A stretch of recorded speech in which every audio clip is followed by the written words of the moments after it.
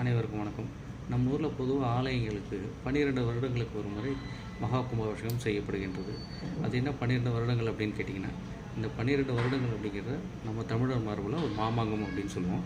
இந்த மாமாங்கம் எதன் அடிப்படையில் வந்தது அப்படின்னா, தமிழ் வேத ஜோதிடத்தில் குரு அப்படிங்கிற கிரகம் ராசி மண்டலத்தை ஒரு முறை சுற்றி வருவதற்கு 12 ஆண்டுகள் எடுத்துக்கும். ஸோ இதை தான் ஒரு மாமாங்கம் அப்படின்னு நம்ம சொல்கிறோம். இந்த ஒரு மாமாங்கத்தில் மகா கும்பாபிஷேகம், அதாவது புனருத்தாரண அஷ்டபந்தன மகா கும்பாபிஷேகம் செய்யப்படுவது சிறப்பு. இது போக அந்த ஏற்கனவே நம்ம செய்யப்பட்ட கும்பாபிஷேகம் போது சாற்றப்பட்ட அந்த அஷ்டபந்தனத்தின் வலிமை இந்த 12 வருடங்களில் சற்று குன்றியிருக்கும். அதனால் நம்ம மராமத்து பணிகள், அந்த ஆலயத்தில் மராமத்து பணிகள் மேற்கொண்டு புதுசாக அஷ்டபந்தன மருந்தெல்லாம் சாற்றி திரும்ப அதை மகா கும்பாபிஷேகம் செய்யப்படுவதன் மூலம் அடுத்து வரக்கூடிய ஒரு மாமாங்கத்துக்கு அந்த ஆலயம் சிறப்பாக செயல்பட ஏதுவாக இருக்கும் என்பது தான் அதோடைய தத்துவம். நன்றி.